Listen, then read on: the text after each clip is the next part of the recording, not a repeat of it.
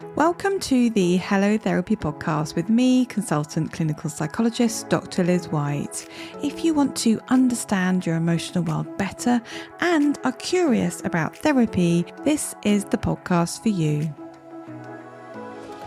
I am taking my 20 years experience in mental health to bring you evidence-based psychological knowledge and ideas that you can use to help you navigate life's many challenges.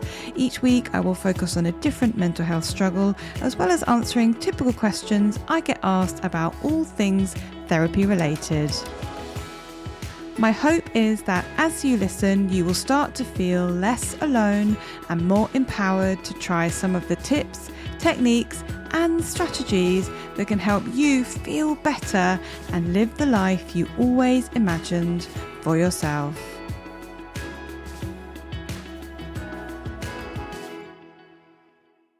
Welcome to today's episode, where I am going to be talking about how to tell if you are self-critical, or rather the clues to look out for.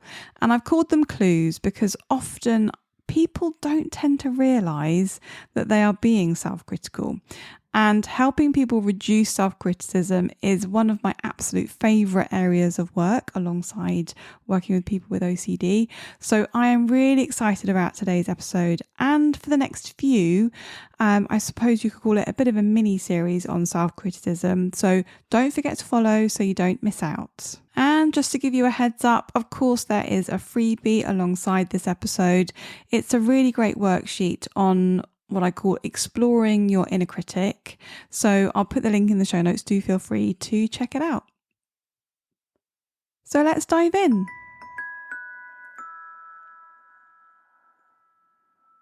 So what I have come across in my own practice with clients is that people can come into the therapy room and say that they feel depressed, or they're experiencing low mood or anxiety, or they feel like nothing they do is ever good enough. Or sometimes people can't quite put their finger on what it is, but they've lost their spark. And it's not until you start exploring their experience of those symptoms that where you end up is, actually, what I see is that this person is highly self-critical, and that this is the engine that is driving how they feel and how they approach life. So firstly, let's define self-criticism. Essentially, self-criticism is a negative self-judgment and self-evaluation.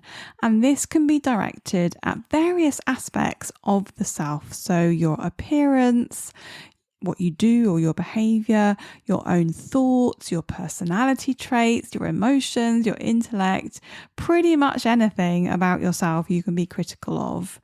And self-criticism is considered to be a transdiagnostic phenomenon, which translated out of the jargon means that self-criticism is associated with many different types of psychological problems and diagnoses.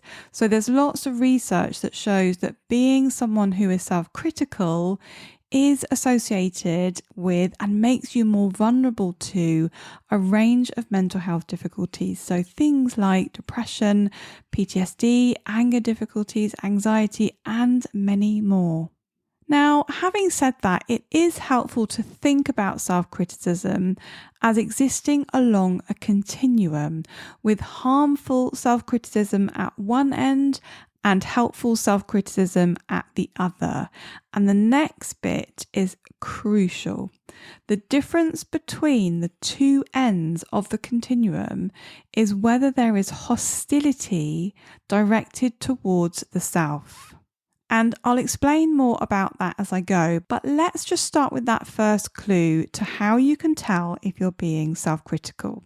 Now, in the literature, there is consensus now that self-criticism generally takes two forms, and they are self-criticism that is related to hating or attacking the self, and self-criticism that is focused on drawing attention to inadequacies or things to improve or failures.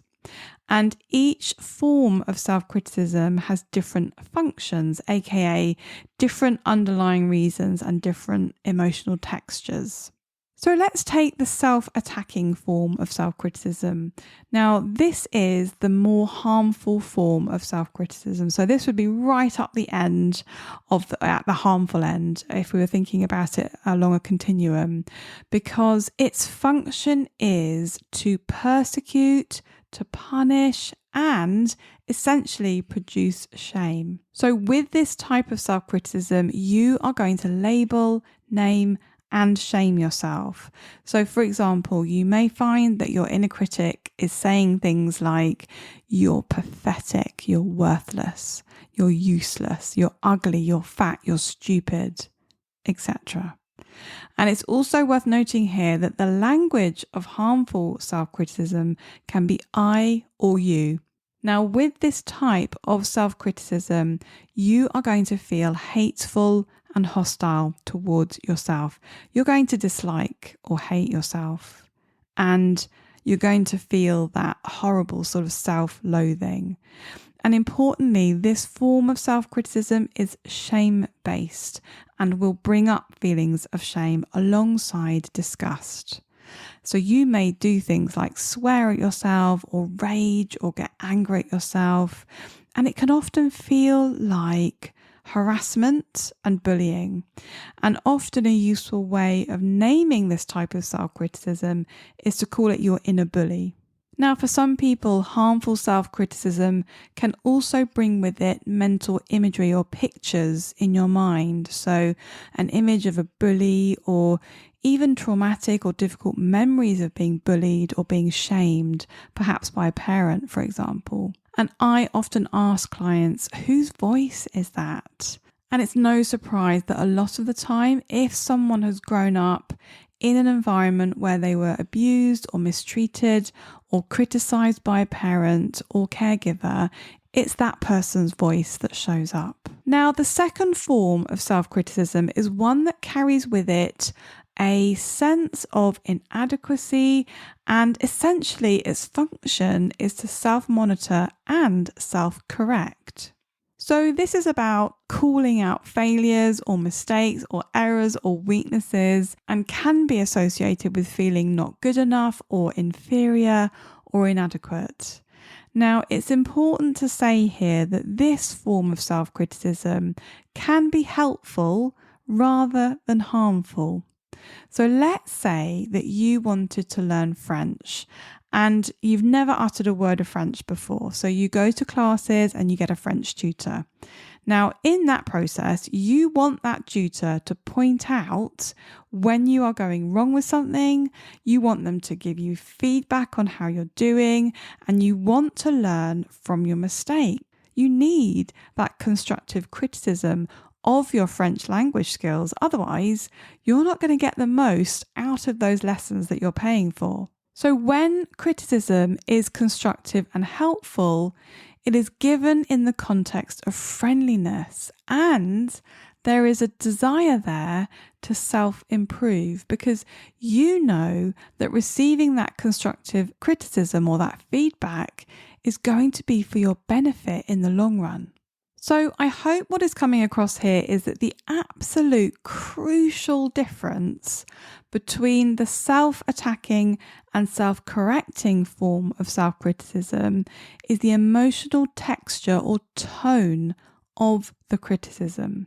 So as soon as there is hostility bound up with the criticism, even a hint of hostility, you then know that you are veering into self-attacking and self-shaming territory. So let me give you an example. Let's take the situation of having failed an exam. So self-attacking criticism would say, I failed my exam. I'm stupid. I'm pathetic. I'm worthless. I'll never get anywhere in life. I shouldn't have wasted the revision time. How could I get myself into this situation? Did you notice my tone there? This is another clue to the more harmful form of self-criticism.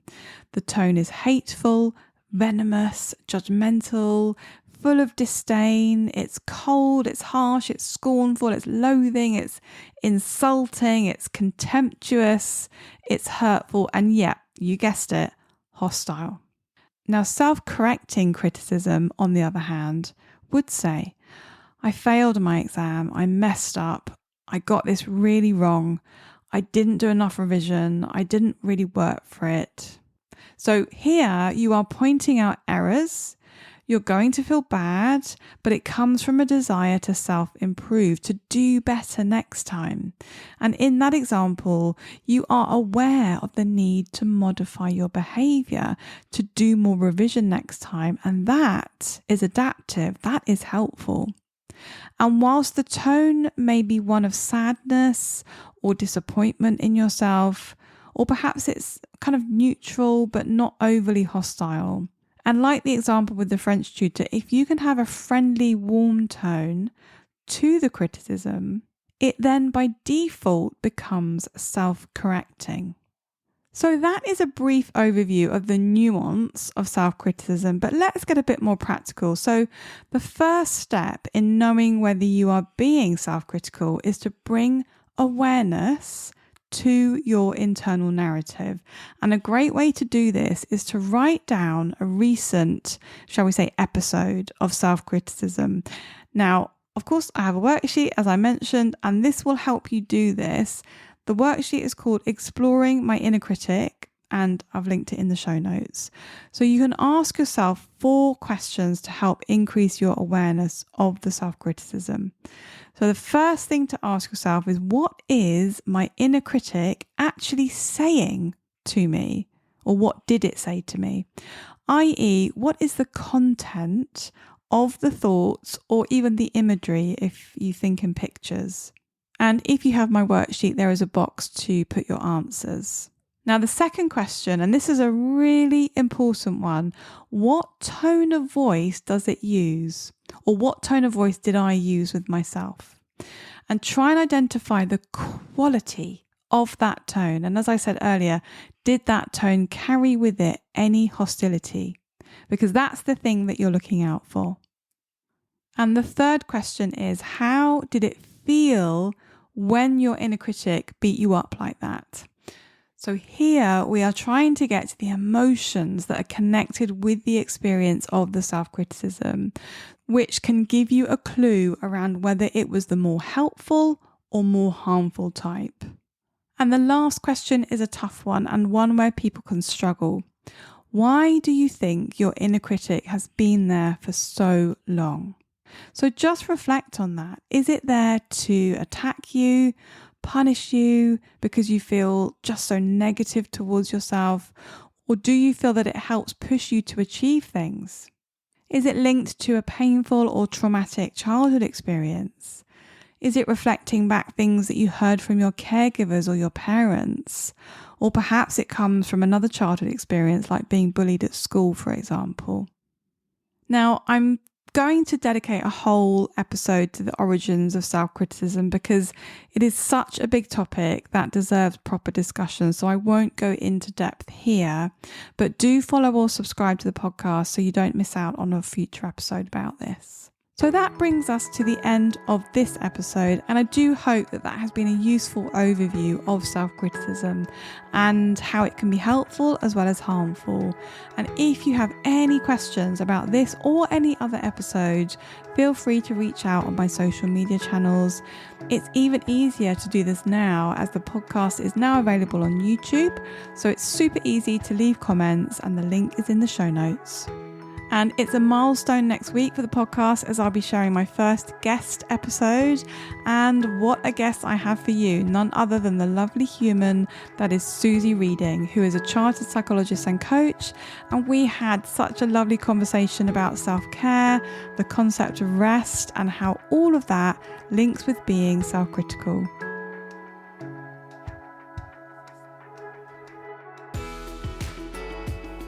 Thank you for listening to this episode of Hello Therapy. If you found it helpful, don't forget to subscribe, follow, and review. You can get more well-being and mental health tips by joining our email list, and visiting the resources section of our website at harleyclinical.co.uk. The Hello Therapy podcast and the information provided by me, Dr. Liz White, is solely intended for information and educational purposes and does not constitute personalised advice.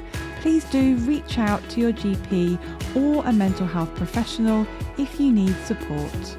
Until next time, take care of yourself.